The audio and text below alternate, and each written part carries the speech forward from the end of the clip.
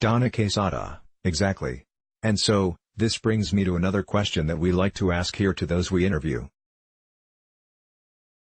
Is there an imbalance globally, of feminine versus masculine energies, and what is the right approach to making the balance more harmonious?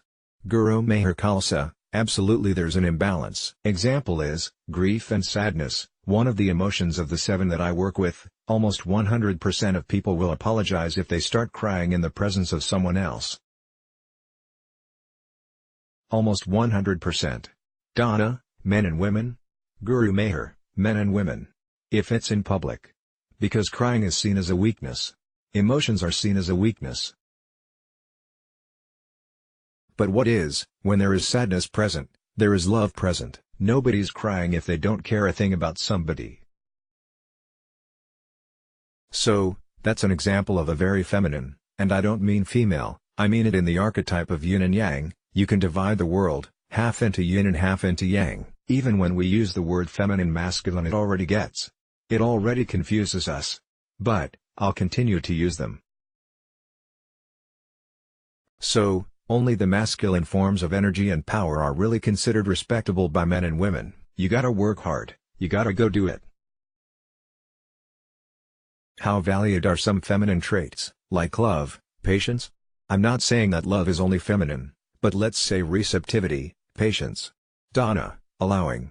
Guru Meher, nurturing, allowing. This stuff seems like kindergarten stuff if you really want to be out there in the world being productive. So, we just don't even have an honorable sense of all the feminine things. So yes, we are out of balance. And lack of sensitivity. So, if a masculine thing is projectivity, let me go do it. But a feminine thing is, let me just see what's going on here, let me take it in. Is the world being run that way? No. Is the world being nurturing?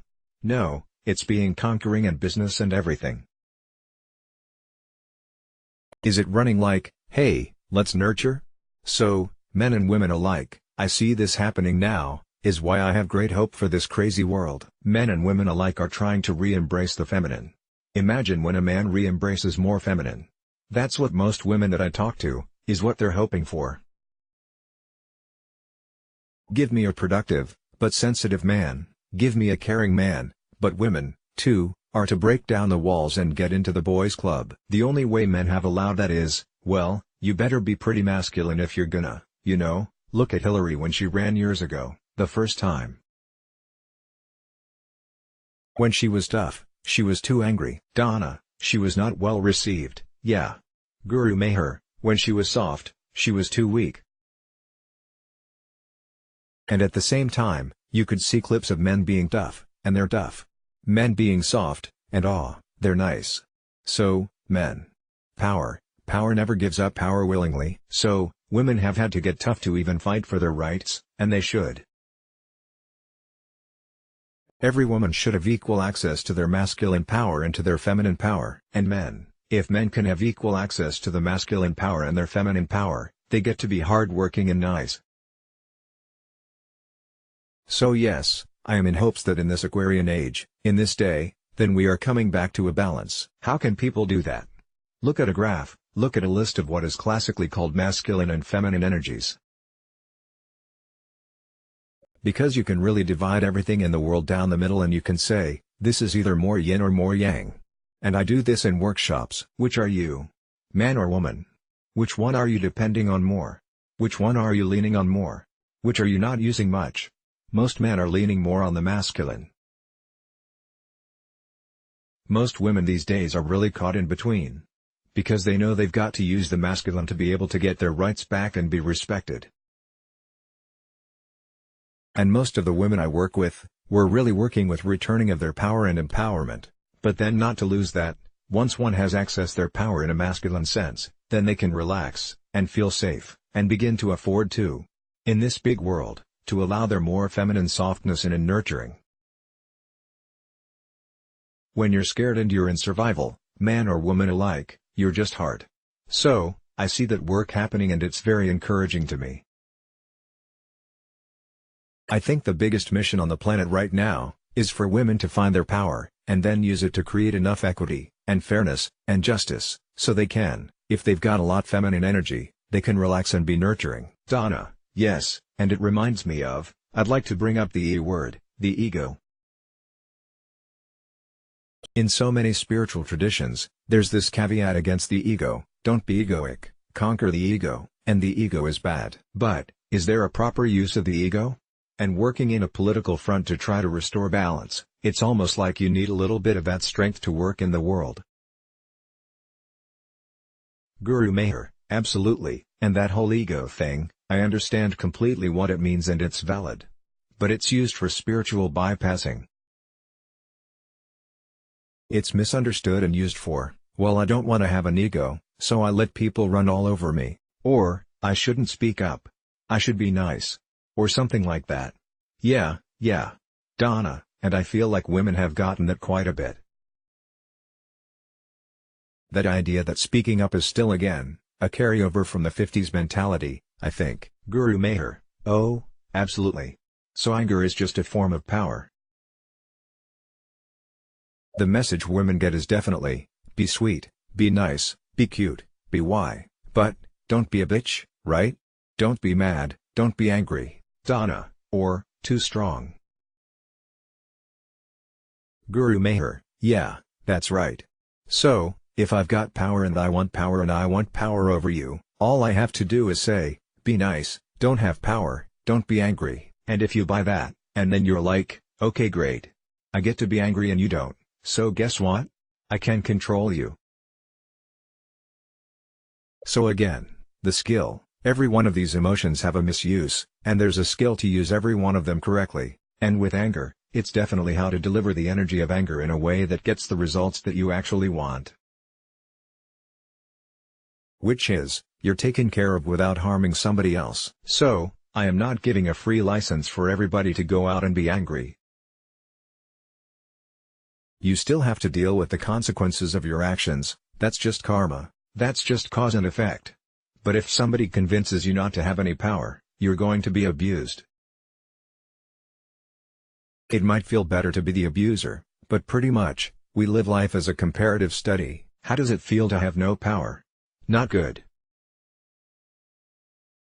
How does it feel to have a lot of power? Great. And I can hurt somebody, if I want to. So, the scale of getting right in the middle, learning to use. Donna, oh, I'm sorry, I didn't mean to interrupt. I was going to say, so, it seems like that is the crux of our job, or the work that we do on our spiritual path, is getting that balance right. Guru Meher, that's it, the middle way, right? The middle way. Not repressing anger, not just dumping it out, but using it like, the Dalai Lama gets angry, but he recovers. He doesn't go kill people with his anger, nor does he silence himself, and say, oh well. I guess we are going to lose our way of life. He just keeps going, and teaching. He's one of the most respected people on the planet, you know, so, he doesn't have his country back, but he's not sacrificed his values. That's power too, you know? Donna, do we need a teacher? For this practice, this work of getting that balance right?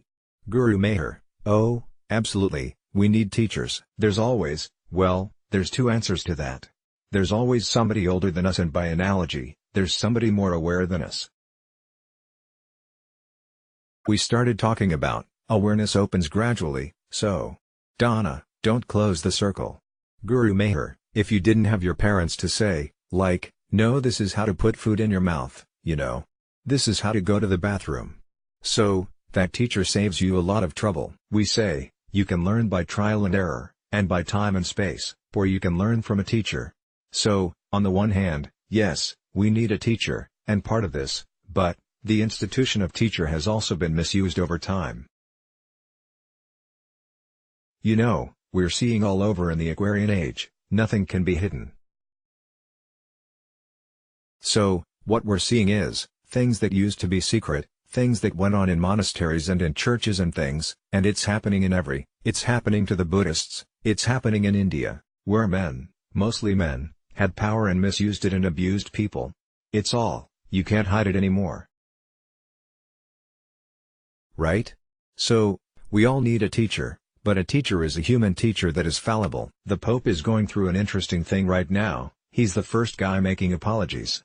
He's the first guy. Now that we're admitting, no one is going to say this, but the Pope was held to not be fallible, but that's too much for one person and one institution to have. So, everybody needs a teacher, but in the coming age, we find it within ourselves. We find that we know everything, once our awareness opens up. Donna, so, the teacher guides us to discovering our own awareness, which always was there. Guru Meher, exactly. In fact, Yogi Bhajan said, the future of therapy is self-therapy. So, I'm a yoga therapist, therapists won't be out of a job. All the people that help, and do all that, won't be out of a job. But, our job is changing. From, if there ever was an idea that you come to me and you don't know anything, I know everything, so I can fix you. The job is changing too. Well, I know a few things, so let me show you how to fix yourself. Let me show you how to find the teacher within. That's really what Kundalini Yoga teachers are taught, you know. You're delivering some teachings, but you're not the man, or the woman, you're delivering it. And then, once they get it, they've got it. Donna, they're on their own. Guru Meher, yeah. And that's what I find, the joy of showing people, like that story I told earlier. Woman says, I never feel, I don't want to feel, don't make me feel, I don't like to feel. And then, in half an hour, she's like, oh, I see, I'm sad, I cried, I solved my problem. How did you do that? I just helped you feel safe, to feel what you're feeling, and it helped you understand what the feeling was trying to do. And so, by that point, you're willing to work with the feeling directly and you get the combination of intelligence and intuition through your emotions. Donna, your own space for that self-inquiry process? Guru Meher, yeah. The teacher's within and I can help you find it. Donna, well, Guru Meher, in the last few minutes that we have together, is there anything else you'd like to share with our viewers, here at Awaken? Guru Meher, well, I did want to come back to your point about attachment, and I appreciate you bringing in words that are bandied about. You know, we have spiritual, what do you call it, trends, and popularity. And so, gratitude made its rounds, and everybody. Donna, so true. Guru Meher, gratitude is a great thing. It should be common knowledge. Everybody should be doing it. And so, that's great. This is how esoteric stuff starts mainstreaming. And in my work, trauma is mainstreaming. Ability to heal talk about trauma, deal with trauma, heal trauma, is going to be, in 10 to 30 years, a common thing, like, people know how to do it. Like, going on a diet. Maybe everybody doesn't do it and everybody doesn't do it on the right diet, but they know how to do it. Like, that's going to happen in our lifetime, okay? Ah, where was I? Donna, attachment. Guru Meher, you know, people, so, things are misunderstood. Forgiveness has been going around. Somebody, the other day, I did a workshop and they said, well, where's forgiveness on this? You didn't mention forgiveness, and we know that's the most important thing to do. And I'm like, okay, I understand it's in vogue, and I'm glad it is because everybody needs to learn it, but it's more complicated than just, everybody should do it. In fact, some people forgive before they're ready to forgive. If somebody is in an abusive situation and they're being a good person and forgive, your first job is to stop the abuse. So, it's both wonderful that spirituality is mainstreaming, but it is also, sometimes it can be, a little knowledge is dangerous. But, it's all good. We're all evolving. We're all learning. So, attachment, the answer to attachment is neutral mind. I think, all of the special things are correct and they're misused. They're all correct, and they're all misused. And by me, too. So, it's not that I am separating myself from that. But, the first wave of popularity helps, but, it is not always the deeper thing. So, attachment is a healthy thing. In fact, they say, kids, a child doesn't really mature unless it can develop healthy attachments. Ego is a wonderful thing. It is the only thing that is you surviving. It is the only thing that makes you care whether you live or die. But the thing about ego is, we need ego. We need ego. We need ego. It's gotta build. It builds, and then, it's a glass ceiling. And it limits us to a much greater level of who we can be. Same thing with attachment. We need attachment. We need attachment, at the right time. Donna, so the neutral mind brings us into proper relationship with it? Guru Meher, yeah. So, I guess I'm talking about spirituality, when it's not a thing you do on Sunday or it's not a fad, but it's a way of life. That's why we use the word Dharma. That's why, I am a Sikh, and that's why people say, oh, okay, you're part of the Sikh religion. And my teacher said, religion is becoming obsolete the way it was practiced.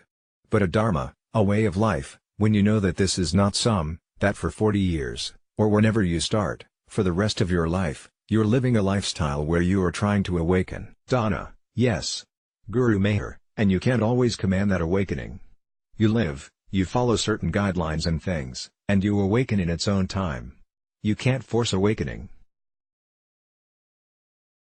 And therefore, it becomes a way of life that is an organic process which is no different from human development. But it takes it. It upgrades human development to a higher level, which I feel like religion is properly in its demise, because it's devolved, or it's been harmful. It's dogmatic, or whatever. But, I feel that we're in a crisis in this country because at least we had a way to teach people values and what's right and wrong. And even if that system was misused or whatever, there's no replacement now, other than the popular culture. Buy stuff, be pretty, be popular, get social media likes. So yoga, which is not an overt. It is a way of life, it is not a religion. But, it teaches values, it teaches forgiveness. Where else are you gonna learn it? Forgiveness, gratitude, kindness, and compassion? The popular yoga, a lot of us are looking towards it to fill a void where people go from, don't tell me what to do with religion, that's stupid, and is bad and whatever, was mistold there, to like, well, I can do whatever I want, and it's all gonna be fine. No, there's cause and effect, and so a teacher can again, or your own intuition, the teacher within can say, I feel like doing that, but I can see in my intuition that if I do that it's not gonna go well. And so, I don't do it. So, replacing rules and guidelines, with consciousness, with awareness. Donna, and with it seems like things like gratitude and forgiveness are byproducts of that neutral space. Guru Meher, they just come together. Donna, it just comes naturally. You don't need to impose it, like a rule. Okay, forgive now. Guru Meher, you really tied it together for me. I appreciate that. Yeah, an organic process, when you want to go and become more awakened. I think that, the whole, the first step of the 12-step program, which is one of the most effective self-healing tools ever discovered by humans, the first step is, you know what, I don't know everything. I can't handle this on my own, I need some help. And so, if we look to our own consciousness for that, we say, well, I like me pretty good, but there's some growth I could use. Then, we keep growing. I think that's what Dharma is. We know there's more out there and we keep moving in that direction. We keep awakening. Donna, I love that parallel. Guru Meher, yeah, cool. Wow, this has been fun. Donna, fun for me, too. And I think that's a good place to leave it, even though I can talk about this stuff for hours. I want to thank you again for your time, Guru Meher. Guru Meher, my pleasure. And I just tell people where to find me, if they like? Donna, please do. Guru Meher, censusofsoul.com is my website, and that's where you can reach me or learn a little bit more about emotions. And I have a book called Senses of the Soul, available where books are sold online, I guess. Not necessarily in the bookstore. Donna, Senses of the Soul. Guru Meher, yep, and I am a therapist. I help people one-on-one. And also I train and I do workshops, and so, yeah. I'm really excited to have found my life's work to help the awakening to the power of emotions to be something everybody has access to. Donna, wonderful, and based in Los Angeles. Guru Meher, nice. City of the Angels. Plenty of humanity here to help out, if we can. Thank you so much. Donna, thank you. Bye-bye. Guru Meher, bye. Read and watch part 1 here. In yoga, we scarcely know the upper limit of awakening. Read and watch part 2 here. Spiritual bypassing, and not willing to face the shadow. Let's block ads. Why?